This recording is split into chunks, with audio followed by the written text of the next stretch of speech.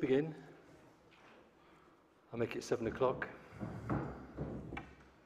Okay, let's get started. Fire exits are all marked. There's the doorway you came in, there's the fire exits on the side which go straight out into the square. Could I ask that all mobile phones are switched off or on silent? And we are all aware of the Nolan principles and the code of conduct, and we will all debate politely. Nobody's shouting at anybody else. We can all get our point across, and where there are resolutions to be made, we can do that at the end. But let's have a civilized discussion, and please feel free to put your point across if you've got something to say. Right.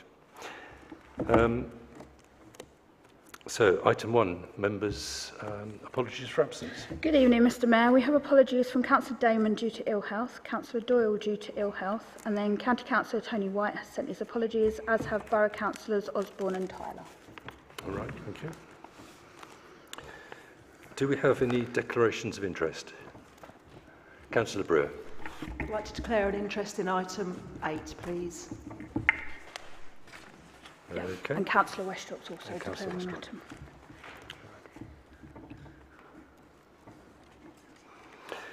The first thing we need to do, the first thing we're looking forward to doing is to receive a presentation from West Norfolk Youth Advisory Board's young commissioners. Please come up and carry on.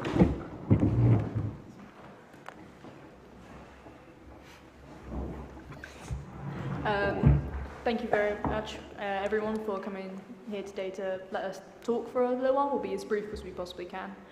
We understand you're busy and we'll be as short as we possibly can. My name is Alana. We've got Evie and Mel behind me, and we're here to talk to you about our disability campaign to make play parks entirely inclusive, because everyone has the right to play. And we are basically just trying to get inclusive and accessible play equipment within all parks so that everyone can enjoy it. Hi everyone. Sorry. I missed the lightning, but that was the thunder. Let's just carry on anyway. So this is from when we went to Exeter, which was a couple years ago now, and this was an all-inclusive park that we went to. The lady who built the park is the one at the front in the blue shirt. So her name is Miriam, and she was the creator of the first fully accessible park. When she introduced this idea, the council said they would not fund it, so she applied for a grant to build the park herself. She still feels very strongly about this campaign and the Exeter Park as well. Miriam also gave us further inspiration to help us set up our campaign and start it up, and she's given us a lot of support through this. Miriam said, I was at a conference and I was chatting to a lady in front of me, and I was asking her about the summer holidays. She looked at me and said she was dreading the summer holidays because she has a 7-year-old girl who is severely autistic, who has 2 other siblings, and there was nowhere that she could take the 3 of them, and that they would stay indoors for the whole summer holidays, and they would only play out in the garden. She would only go to the supermarket once a week when her mother came round to look after the children. It took Miriam 10 years to get the first park built due to lack of support and ignorance of the challenges faced by these families and people with disabilities. Despite all the challenges Miriam faced, Miriam never gave up and continued her fight for an inclusive park. In 2008, the first of these parks was opened in Exeter. In 2022, we went to visit Miriam in Exeter to find out more about the park she fought so hard to get built. Whilst there, we met with representatives from the local council and play park associations, but most importantly, we met the lovely Miriam. So Miriam spoke about fencing, gate locks and sound as families with children who had hidden disabilities could still use the park. These 3 interactive play activities are an example of that diversity. So on the slideshow you can see there's the Make It Rain panel, the spiral musical chime bars and the Octavia, and these are just an example of some of the inclusive equipment they had. It is also important to consider signage and how this can include those who are non-verbal or have sight problems, so talking about signs being in maybe braille or more kind of concise words so that people who maybe struggle with speaking or hearing or seeing are able to read signs and still know where they're going. So what we have discovered during this campaign is that having access to play equipment and playing, it provides a sense of well-being, improved learning, friendship, confidence, improved quality family time, it develops creativity, fosters social inclusion and improves health, both mental and physical. 11% of all children who were registered with a disability in 2022, that is a 5% rise from children registered with a disability in 2010. Mobility impairment is the largest percentage of registered disability, but disability comes in many different forms. Some are visible and some are not. This can include intellectual disability, visual or hearing disability, autism and ADHD, practical accessibility issues, stigma, and the need to carefully manage energy levels and pain are all barriers to socialising and participation.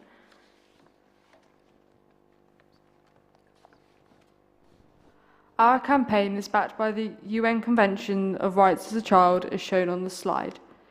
The duty of local authorities and other service providers to provide accessible equipment, to advance equality of opportunity for disabled people. For play areas and playgrounds, best practices set out in European and British standards. Okay, so this is the last residential we went on for our campaign. So we went to the Stanway Leisure Centre in Colchester to film our campaign video, which will be after this slide. This was our nearest all-accessible play park, which was 2 hours away, so 2-hour travel.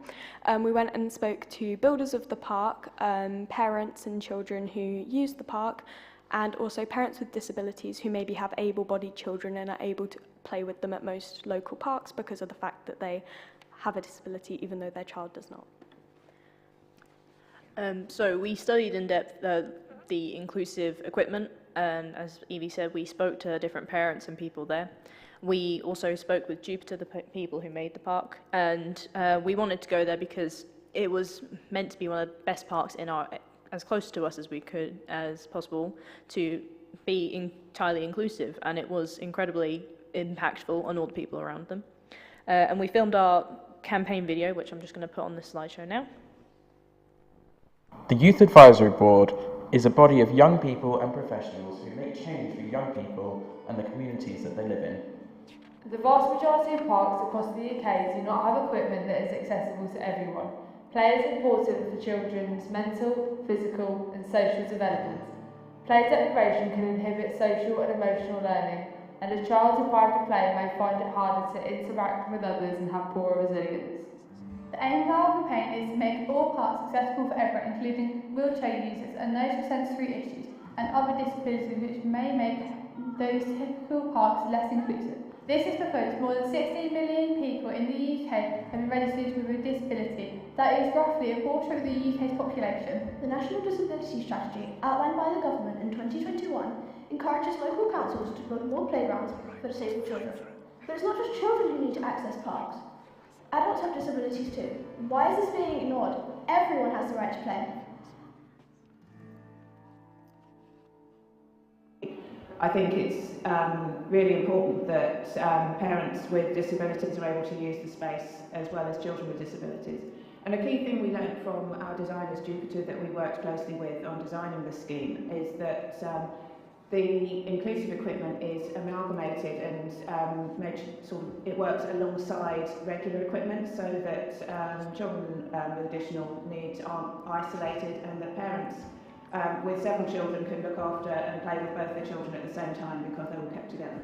Actually costs 3 times more to raise a child with disabilities, and I think when we don't give equal access and opportunity to our communities and to our disabled communities in particular to have fun, exercise, play, this can actually lead to a lot of health implications along the line and further down the line. with that disabled community. So what we want to do is make sure that everyone has the opportunity to actually be active, access these spaces, so that later down the line you're not going to have knock-on effects that are going to impact and put strains on other services within the community as well. It's a lovely park, it's got everything for all ages, it's clean, it's tidy and it's large. I would like for parks to have an accessible roundabout, please, and it's peaceful for wheelchairs. Some of the parks have ramps and stuff, but sometimes they don't have anything for people who have trouble with their legs or in a wheelchair like me. But it would affect me positively if I had an inclusive park, because I might want to go out with my friends, and then I could join in with them. Inclusive parks like this one include sound boxes that make noises depending on how high you are. They also have sensory-based textures and sounds. I would like parks to have better ramps and pavements for use of mobility aids. I have found it difficult to use my wheelchair on unstable streets and in parks.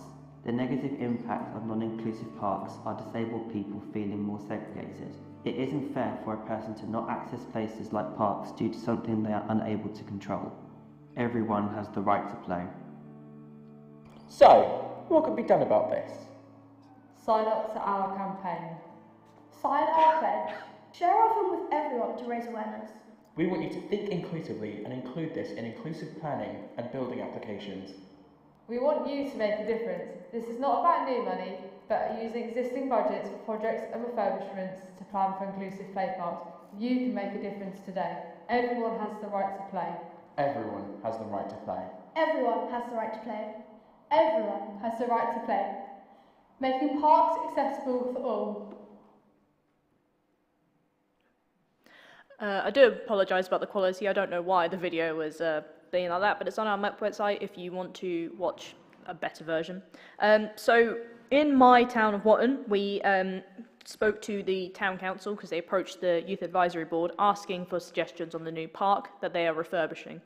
Beforehand, it was run down. There was not many bits of equipment, and the ones that were there, they were not actually very inclusive at all. We spoke to them and we asked them to consider not putting wood chip down and putting a smoother material, so that's easier for wheelchairs to get over, as well as widening the entrances and levelling out the paths. And there's a path joining each bit of the equipment so that people on wheelchairs can get over it because it's very difficult on grass. They also installed, as you can see in the picture in the bottom right, a like graffiti wall so that people are more encouraged to spray paint and show and express themselves on this wall instead of doing it on the disability equipment, so that there's not a lack of or like damaged equipment, so that everything is always inclusive and people can always access it.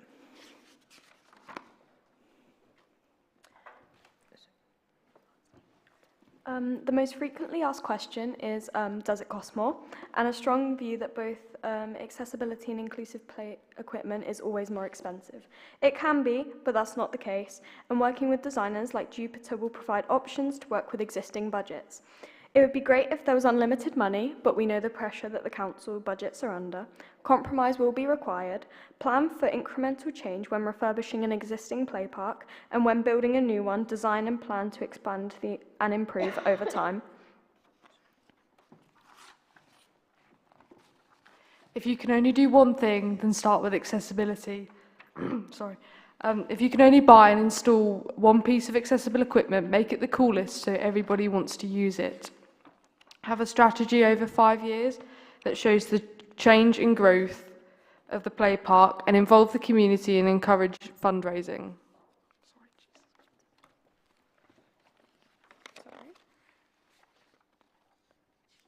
So why are we here and what would we like to achieve? Support our campaign and sign the pledge to make play parks inclusive and accessible for all. New play areas to include inclusive equipment and to be accessible to all. Play parks should be designed so all children can use them. Caters for the 2%, because if we do, we cater for the 98%. Refurbishments to include inclusive play equipment and be made accessible to all. Make the most inclusive piece of equipment the coolest bit of equipment so that everyone wants to play on it. Establish a local strategic play forum to work in partnership with local councils and other key stakeholders such as building firms to consult with the community, particularly young people. Councils to include an affirmative statement in their play area and community amenity policy that all play park projects and refurbishment are to have inclusion and accessibility in the designs. Oh, yeah, sorry. Section 106 funding for new and refurbished play area projects conditional on demonstrating inclusive design. At a national level, review, revise, reinvigorate and relaunch the National Charter for Children's Play, deliver the National Disability Strategy promises for inclusive and accessible play parks. Lobby the Minister to require Ministry of Housing, Communities and Local Government to include the requirement for inclusive and accessible play areas in the National Model Design Code. And to lobby the Minister to write to every local authority to ensure awareness of the need for inclusive facilities and to highlight the guidance and good practice standards that support this.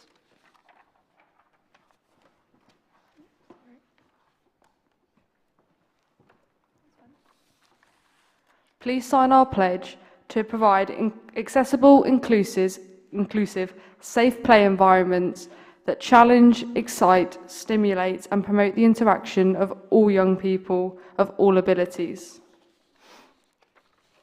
On the left is the pledge certificate, which can be found on the Mancroft Advice Project's website. This is what it looks like, and it can be found on the website under the heading Right to Play. On the right is a screenshot of the pledge, which gives detail of the 3 key design pillars to take into account to make a play park inclusive and accessible. They are accessibility, supporting infrastructure and multisensory. Okay, so what the Council may wish to act on is supporting our campaign and signing the pledge to make play parks inclusive and accessible for all. Include an affirmative statement in your play area and community amenity policy that all play park projects and refurbishments to have inclusion and accessibility by design. If new build estates, such as Broad Oaks and the Willows, have play parks as part of the provision, require the builders to show in their designs that they have considered accessible and inclusive design pillars. Refurbishments to include a short-term plan to make them made accessible to all and longer-term plan to make the equipment inclusive. Establish a play forum to work in partnership with key stakeholders such as building firms to consult with the community, particularly young people. So very quickly, on the 11th of June 2024 is you get to take part in a play movement in person or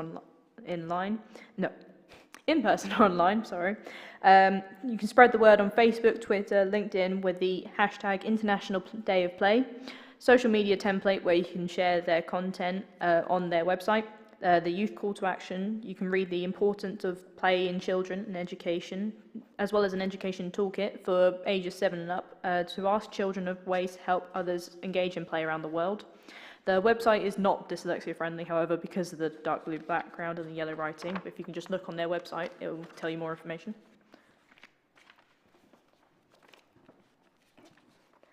So this is about our Right to Play campaign launch, which was beginning of this year. So the video that you've just watched and a very extended version of this PowerPoint with guest speakers, a lot of our young commissioners came to cater and welcome, and a lot of us spoke at this event with different councils and mayors, and we spoke to them. And we presented it on a very large scale to quite a few hundred of people. And it was pretty much, we spoke to different councils of villages and towns, mayors and kind of councillors to speak about our campaign and how they can get involved. So what have we achieved so far? Watton and Thetford Town Councils have signed the pledge. Lovell Gardens play equipment and accessibility has been changed as a direct result of our lobbying. Breckland Council has now made amendments to their design guide for developers, strengthening their language around inclusive play with specific reference to the 3 pillars of design. And Kings Lynn Council are working on having a more inclusive play park and environment at the walks. Thank you very much for listening. I do apologise if it's run on. We obviously won't be taking any questions, unfortunately, but we have Evie and Mel who are in the area and who can attend meetings to help support this and make sure that you are able to support our campaign. Thank you very much, and thank you so much for putting us first in the agenda.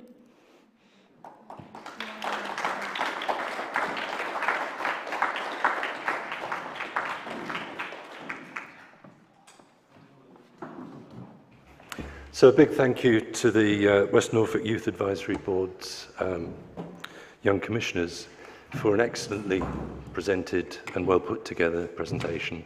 Thanks again.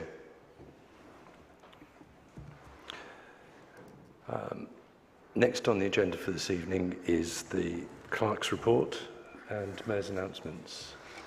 So, Mr Mayor, I'm just announcing a couple of things. The planned business meeting on the 19th of June has been postponed. 10 or more electors have requested the 3 councillor vacancies go to election, and therefore I await information from the Borough Council on when the process will take place.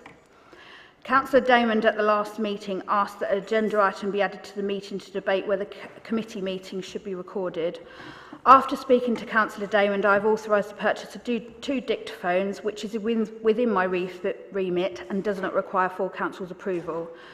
Councillors should be aware that these recordings will be deleted once the minutes have been approved.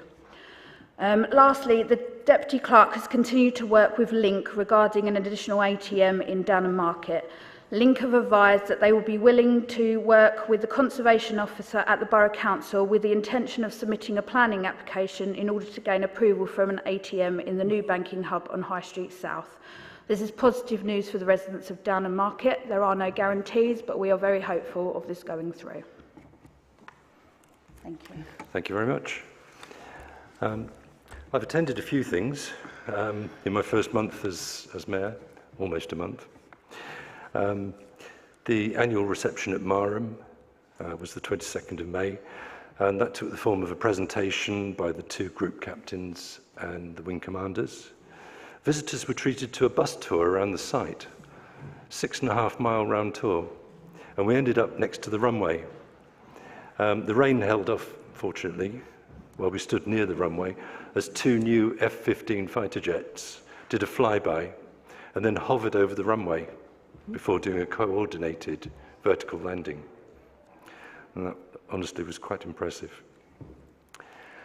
And then we come to the, and also I attended the mayor making at the Borough Council.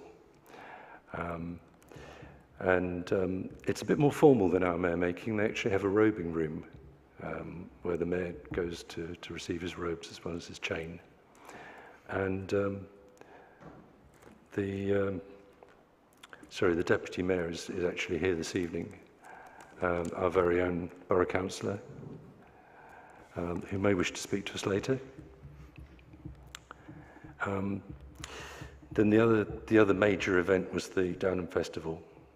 I couldn't attend the flag raising and the proclamation on the Sunday, but apparently it was well presented, and this was looked after by our Deputy Mayor, Councillor Lane. It was wonderful to see so many people at the festival parade and for the events on the Howdale on Bank Holiday Monday. I joined the town crier in the arena to announce the start of the afternoon events, having gone there in a car which was laid on by Graham Addison, who lent his Rolls-Royce for the occasion. Many thanks to the Downham Market Festival organisers for putting on an excellent festival. At the start of the presentation, the start of the event in the arena, the heavens opened, but the town crier was already in the middle of the arena, and I had to go and join him, so we both got soaked. But I did present the trophies to the best floats, and it was a successful day despite the showers, and very well attended, as I say. On the Wednesday, there was a cake cutting, and I presented the town crier with an engraved pocket watch in gratitude for 35 years service to the town. In the evening, the Mayoress and I enjoyed an evening with the Downham Market Swing Orchestra here in the town hall. And we actually got up and had a dance to a waltz. So I think that's about it. Let's move on to the next item on the agenda. Item 5, public participation. Written reports and written questions. There is no county councillor report. Apologies from Tony White. Borough councillors, Councillor Bullen is present. Did you want to say something? Please do. Thank you, Mr. Mayor. Good evening, everybody. I think, as you all know, there's been a lot of changes in the Borough Council. The Chief Executive has announced her retirement, and we are currently appointing a new Chief Executive. The Executive Director also has retired, and we're appointing a new Executive Director. There's now a new administration with a new leader, Alistair Beals, and a new Deputy Leader, Simon Ring. As the Mayor has just mentioned, there's also a new Mayor and also a new Deputy Mayor, which I'm very pleased to say as myself, and I hope to represent Downham Market as well as I can. I need to reassure everyone that there's a distinct desire within the Borough Council to support the Town Council, certainly not to interfere, but to offer as much support as we can. I'll say now that may not be financial, but resources and advice and access to staff. So that's part of the engagement which the Borough really wants to get involved in. I have a meeting on Thursday with the new the new leader of the council, when I will be discussing various issues relating to Downham Market. And I look forward to representing Downham and the borough to the best of my ability and working with you all. Thank you very much. Any questions? Or? Any questions for Councillor Bullen? Thank you. Thank you very much. Thank you very much. There's no representation from the police. However, Councillor Levers is going to do a report on SNAP. Right, is that now? Yes. Right, Councillor Levers, please let us have your report on SNAP. The meeting was held at Darrington St Clements. Councillor Wiles and myself were the local resident, were the only people present. We are accompanied by Borough Councillor Josh Osborne. Our local beat officers informed us that they have visited over 62 places of education, speaking to young people, including 9 visits to secondary high schools, 4 children's homes, and 25 visits to primary schools. This was a priority from our last meeting, to engage with children. We were told children were afraid to report assaults they had encountered against themselves. We were asked by a councillor about knife crime in an email previously, and we discussed this with the police officers present. There is not a problem with knife crime in Downham Market. Knife crime does include carrying sharp instruments, example scissors. It did decrease by almost 15% in March 2024. From Monday 13th to Sunday the 19th of May this year, there was a national scheme called Operation Sceptre to visit retailers offering education and advice on sale of knives. These are some statistics for March 2024.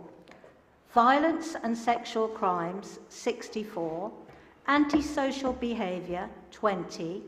Criminal damage and arson, 15. Public order, 11. These statistics, I must add, are for Downham and the area. The top priorities until the next meeting in July 2024. Youth engagement, education, antisocial behaviour, vehicle-related in rural areas. Antisocial behaviour will still be monitored in our town centre. There were 18 incidents in Downham Market alone.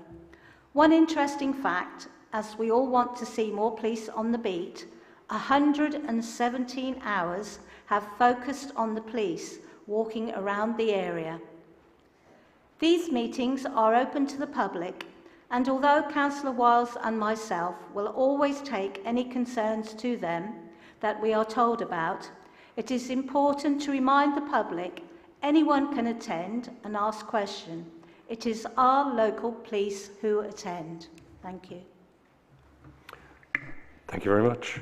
Mr. Mayor, if you don't mind me saying, I'd just like to commend the police recently. We've made 4 reports in the last 3 weeks, and they've come out on each occasion within 5 minutes of making that report, and they have been 999 calls. I appreciate that, but it is for antisocial behaviour. So, and they are our local beat officers. That is encouraging. Thank you. Could I just add that today I've sent an email to our local beat officer because I've had a resident who had a problem and they have sorted it out for her, which is amazing, but not just her, a few of the neighbours as well. That's very good news. Thank you. Do we have any correspondence? I have one piece of correspondence here. You've already had the correspondence that I had via email from Ron Bailey, the researcher to Lord Foster, regarding lithium batteries. I just want to know whether Council wish that to go on to the next full Council meeting in July. Yeah? Yeah? Okay. And I've received an email from the Downham Art Circle. This is from Mark Claydove, who organised the event. We'd like to thank you and your wife for taking the time out of your busy schedule in Festival Week to open the art exhibition and undertake the onerous task of selecting Best in Show. It's been a very successful event and your support was much appreciated. There was a constant flow of visitors throughout the week and we hope we provided an entertaining event for the town. Please pass our thanks on to Joe and to Claire Dornan for making the arrangements. So thank you, Claire. We now look forward to working hard to produce more pieces for the November exhibition. Yours sincerely, Downham Art Circle. You missed the public. Next thing, public participation. Do any members of the public wish to speak? Yes, Sean Vincent, please carry on. We allow 3 minutes for these public participation pieces, so okay. Please bear that in mind. Good evening, Mayor. Good evening, councillors. My name is Sean Vincent. I'm here from ABZAG Limited, your neighbourhood planning consultants. I just thought I'd come along and say hello. Some of you I know, some of you I don't, and I've not met with you before. Just wanted to speak with you, just to give you a bit of background and also where we are today. Myself and our company, we stepped in and recovered your neighbourhood plan a number of years ago after you'd been let down very badly.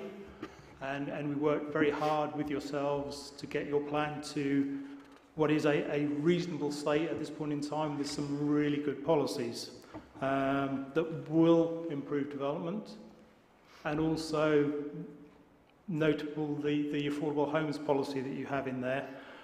It was also interesting seeing the young commissioners today and their tremendous work that they've done. I don't know what you're going to do about the pledge, but you might want to consider at some point in the future including a policy in your neighbourhood plan, should you choose to pick that up again at some future point. Sadly, you've chosen not to move forward at this point in time with your neighbourhood plan. That is a bit perplexing for us, as we thought we provided you exactly what you wanted, with no risk to yourselves, but that seems not to be the way in which it was received, which is unfortunate. And I just wanted to clear up if there was any misrepresentation that had been done with that from ourselves that you may have some questions about. So I'm here if you want to ask those questions. The other point, though, is by terminating the project, you also enact the clauses in the current contract that you have, which therefore means that the outstanding payment, the final payment, will also now become due, and then that's before you to be authorised at this point in time. So as I said, I'm here if you have any questions. I don't want to take up any more of your time. Thank you, Mayor, for allowing me to speak. Yes, thank you, Sean. There was just one outstanding point. You have been asked for a copy of the contract that you refer to by the clerk. Would you please make sure we have a copy of that? Do you not have one? No. No, we look forward to receiving one. Okay, I'm surprised you've not got one, but yeah, I can easily furnish you with that. No problem All right. at all. Thank you very much. Thank you.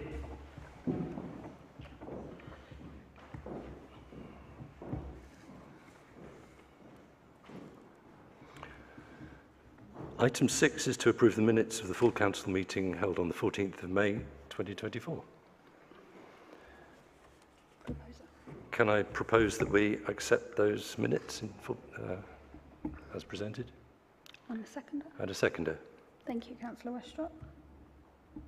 Are we all in favour? Councillor Levers? Okay. So it's one abstention, thank you. Mr Mayor, if you could just initial the bottom of each page and then sign the back page, please.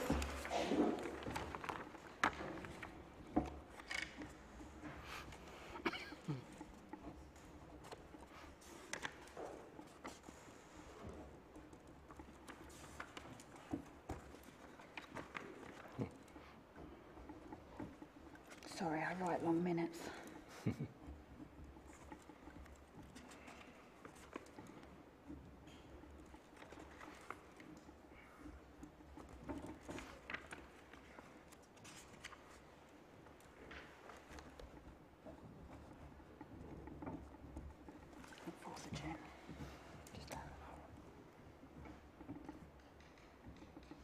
Thank you very much.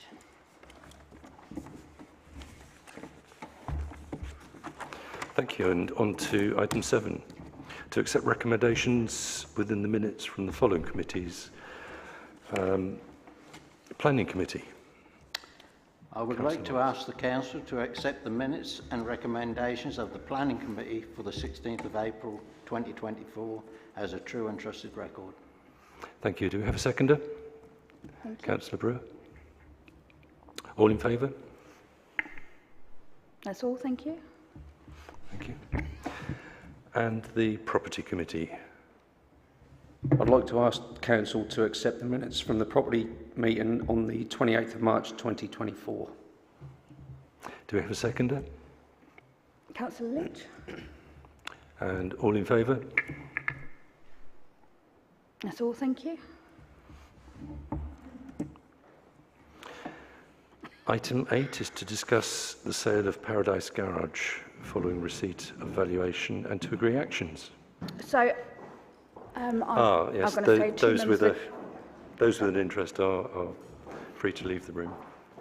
I did it before I said anything. Yes, I think they knew. So members will be aware that Landor's valued the property and you've had a copy of the property report, and that property was valued at 225, so 225,000. I have been in contact with the interested party and they have confirmed that that is what they valued the property at as well. So if council were minded, then they would be happy to proceed at that value. Just to remind council that the council currently receive an income of £1,300 a month, which is equal to £15,600 in income per annum. I've been asked that by a few councillors, so I just wanted to make that aware. And the lease is currently a full repairing lease on 20 years, which began in January 2017. Do you have any views on that? Right, Councillor Perkin. Yeah, Mr Mayor, I'm not against the sale of assets for capital projects, but what I am slightly concerned about is the lack of detailed information. We know that how much the property can be, we know how much we're earning, but it seems to have got a momentum of its own, that it's within a couple of months we've investigated and then suddenly we're going to sell. We're custodians of the town's assets, and I think before we decide to go down this road, I'd like to see a bit more information. What is the money going to be earmarked for? Why is there this selling at this time? Do we have particular projects that we have earmarked the money for? If there is, I'd like to know, because I'm sure there's lots of things there are. And I'm wondering if we can't pause for 4 weeks until our next meeting, so the property committee could actually give us a report of the pros and cons and the reasons why. Otherwise, it does smack a bit of selling the family silver in haste, you know, that we really got to think carefully about this because of the income that we earn. Because in 15 years' time, we would have earned the income for what we're going to sell the property for. So we need to really be sure that we're doing the right thing. And as I say, I'm not against it in principle, but I'd like a pause so we could have some more information. So that's a very good point, and it's something we need to discuss before making a proposal. Yes, Mr. Mayor, I think if we obviously going to sell the office, then I think we need to sell the garage with it. Otherwise, we could end up down the line, possibly, and I hope not, with an empty building that we own with nothing coming in at all.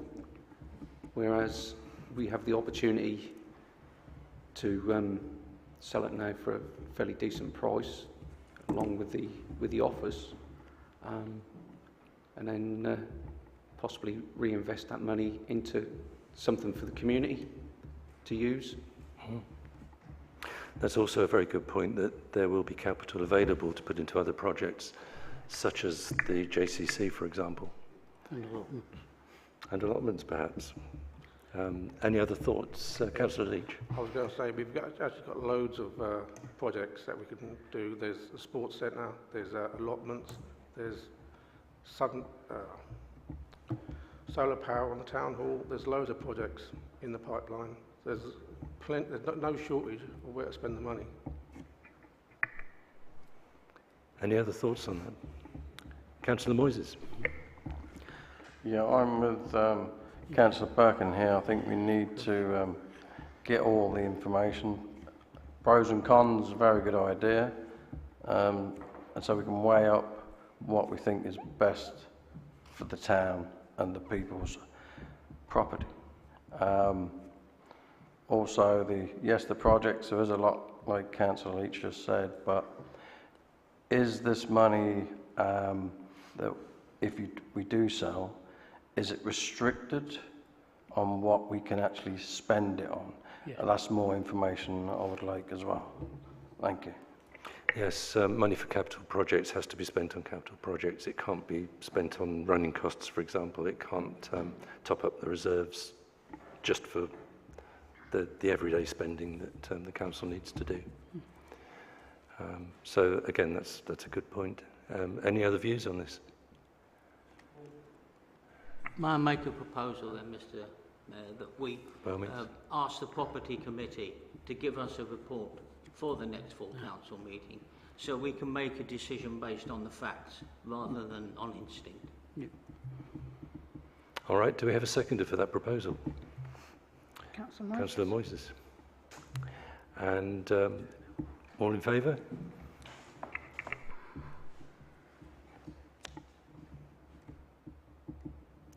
Okay. It looks like 3 in favour. All against? 4, sorry, 4 in favour. Okay. And how many against? 2, 3, 4, 5, 6, 7. Yes. Yeah, so that proposal fails. So yes, the proposal fails. Well, can I put a proposal that we accept the offer then? Thank you. Councillor Leach is proposing that we accept the offer. Do we have a seconder? Councillor Lane? Yes, okay. Councillor Lane. I'm sorry. Are we all in favour?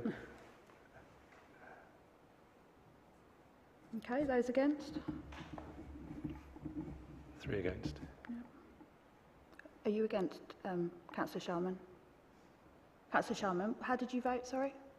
I accept. You accept. And Councillor Betty Moyes, you're against? No, Okay, so we've got against Councillor Perkin and Councillor Steve Moyes. Okay, thank you. And no one's abstaining, are they? No. So the proposal is passed. Yep.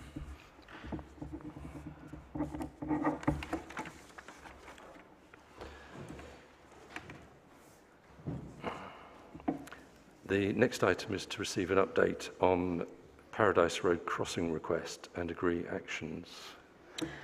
So just giving you a response on behalf of Councillor White, who couldn't be here this evening. The response from Norfolk County Council was, "Hi Tony, trust you are well. See below the thoughts of our network safety team. The location is a very busy location and adding a crossing here would, in my opinion, create a danger. If the Town Council want to proceed with the study, if they let me know, I can get things organised, but they would need to pay up front. We'd need to carry out a feasibility study with traffic and pedestrian surveys to establish what, if any, formal crossing provision is viable and most appropriate location. The first thing I note is that the footway looks narrow on the east side of the Priory Road and may need widening to accommodate a zebra crossing." I will just note there that it's Paradise Road, so I think that he's noted the wrong road. I also note there is a street parking on the west side. That's our car park, the Hollies. There may need to be a loss of 1 or 2 parking spaces to accommodate the zebra crossing and zigzag marks, primarily to improve visibility past parked cars. Typically, a feasibility study costs £5,000 to £6,000, but does qualify for parish partnership and LMF funding. Also, there is no current Norfolk County Council budget to provide zebra crossings. However, by carrying out the study, Downham Market Town Council would know what is achievable should external funding become available. Now, I have forwarded that to the member of the public that raised that in the annual town meeting. And I have just made comment that the council at budget making said that they wouldn't be going for a parish partnership grant anyway this year. And also, obviously, we'd had at the last meeting an idea of between 180,000 and 200,000 for a crossing, and that certainly is not something that's currently within our budgets. So what I've suggested to the member of the public, and she's happy for, is that this gets discussed at budget making, which is around September time, and then council can decide what they would like to do for the next financial year, so 2025-2026.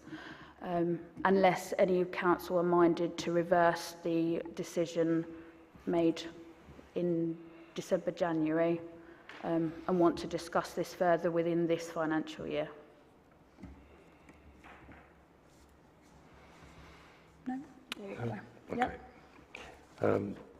Item 10, to discuss and agree council response to applications received from the Borough Council. There is only one item to discuss, which is the single-storey side and rear extension at 36 Macefield Drive. Any thoughts on this one? So just to confirm, because at the previous one that was discussed at full council, there was an allegation that I had made a decision before you had already spoken. There is a material planning map in front of every councillor here tonight. If you are going to look to turn it down, you must explain the material planning consideration reason for doing this. I will note that there was one objection online covering details of drainage, party walls and the closivity of the proximity to the neighbouring garage. These are not material planning reasons for this council to decide. That is definitely something that is important and needs negotiating between the parties, but that is not a reason to turn down the planning permission. Councillor Wiles. Yesterday and had a look, and I didn't know how it was actually situated, and it is 2 gable ends coming together, not a drainage issue from guttering, overhanging the next door neighbour's property. But if this is passed tonight, I would like an addendum to go in that Anglian Water make sure that all the drainage is correct and agreed by both parties, the neighbour and the person on the application, before it is passed. Any other thoughts? Sorry, who was...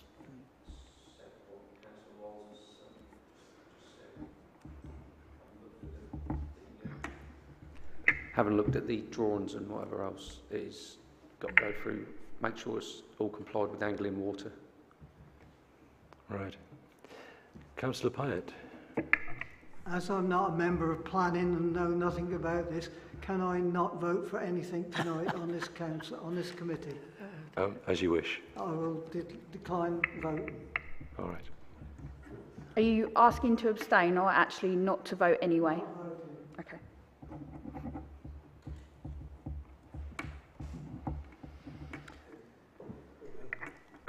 Councillor Leach.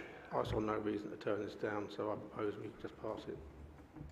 Right. With the notes that Councillor Wiles has suggested? Yeah. Yeah. So we have a proposal to pass this with the recommendations that Councillor Wiles has added. Do we have a seconder? Councillor Westrop? Councillor Westrop. All in favour? So Councillor Charlie Pyatt's not voting and Councillor Julie Pyatt? Abstain. Lovely, thank you. So we'll recommend that for approval. Yep. Item 11, to receive a recommendation from Governance and Finance Committee to re-adopt the existing financial regulations, allowing the committee 6 months to review and cross-reference the new NELC Model Financial Regulations 2024 and make recommendations to Council. Councillor Brewer. Councillor Brewer, please. Thank you, Mayor. So NELC has released the new Financial Regulations for Local Council model, which is a comprehensive and in-depth framework to guide councils in effectively managing their financial operations. It is not a one-size-fits-all document, but provides a flexible template which acknowledges the varying sizes and activities of councils. It includes updated regulations which council must adhere to ensure they are compliant. Given the size and the scope of the document, I'd like the Governance Committee to work through it carefully to decide which bits fit where for us and that all existing policies tie in appropriately. So I'd like to propose that Council re-adopt the existing financial regulations, which were updated June 2023, and allows Governance 6 months to review and cross-reference the new financial regulations 2024 and make recommendations to Council along the way, please. Do we have a seconder for that? Councillor Lane? Councillor Lane, yes, thank you. And are we all in favour? That's all, thank you. Thank you. Item 12, to receive an update on the 2023-24 AGAR and agree actions.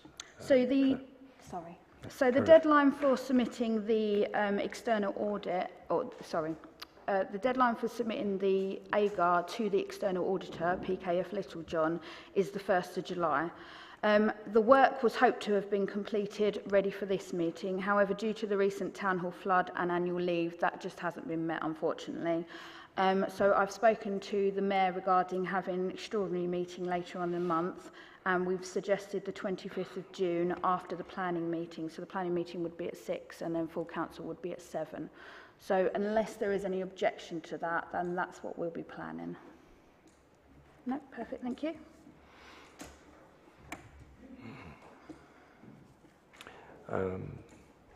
Item 13, to receive correspondence from Borough Council Monitoring Officer. Not received yet. No, I had verbal correspondence from the Borough Council regarding a piece of correspondence that we were meant to receive, but it wasn't received. I have asked for an update on that and not received it, so I've suggested to the Mayor that I'm not happy to do something on hearsay, so I've suggested it gets rolled to the next meeting. Item 14 is to receive councillor questions. Do any councillors have questions they want to put forward? Councillor Levers. I would like to give some...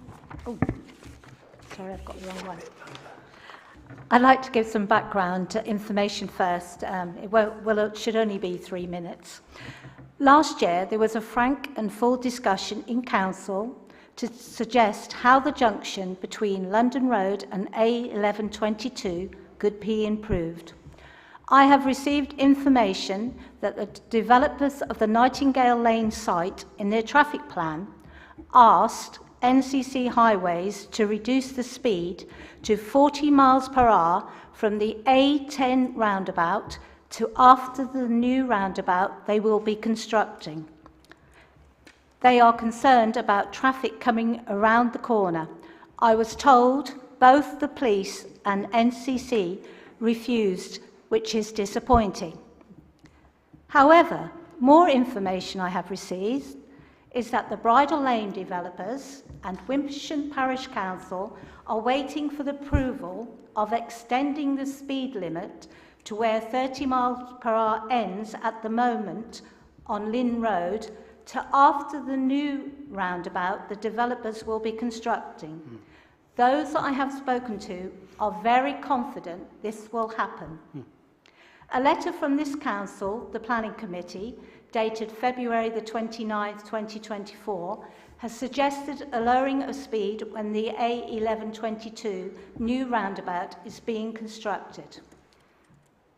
My question to councillors tonight is, should we be querying and asking what is the difference in the criteria for lowering the speed limit for Bridle Lane but not for the Nightingale development, as the A1122 is a much faster road? I welcome councillors' comments. This does sound like a question for the County Council to do with the roads. Not something that's part of our remit, but we can put the question forward. Thank you. Are you instructing me to do that? Yes, please. Yep. Do we have any further councillors' questions? Councillor B. Moises. I just want to say that for children crossing that road at 60 miles an hour, it's really, really dangerous. And I think a lowering the speed would be a good idea. Thank you. Anything else? Councillor Moises. Yeah, like I have suggested previously, last year, there was a gentleman that was killed there, regrettably last year, crossing, and I would propose for a zebra crossing, because there's going to be a lot more people crossing there once the development has gone in, 300 or so houses.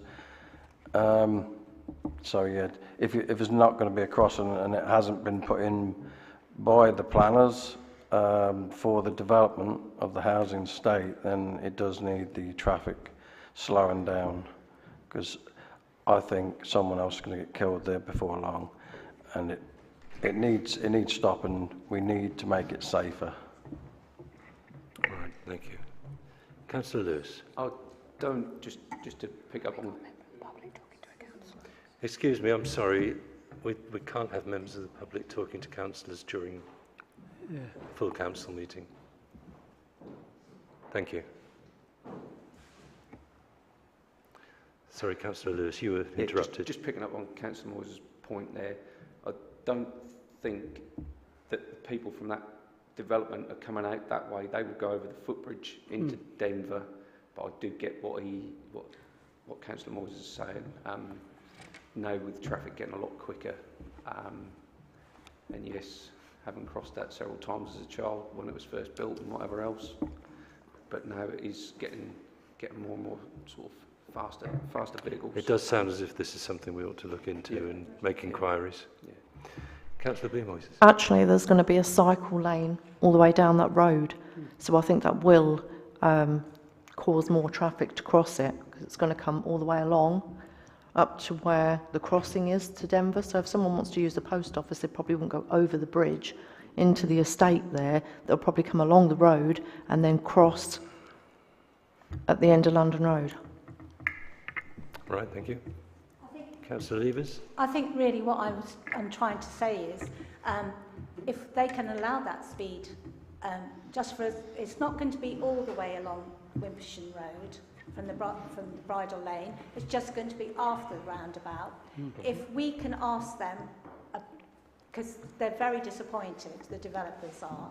If we could ask them if it could just be from the A10 roundabout to perhaps just over that piece, and then they can put the speed back to 60 miles per hour, but not, if we can't get it all the road, if we can get part of the road, that's what I'm really saying.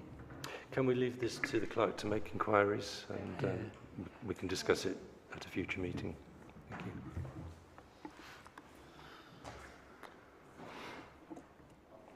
you. Item 15 is to note the date of a whole council health and safety training meeting,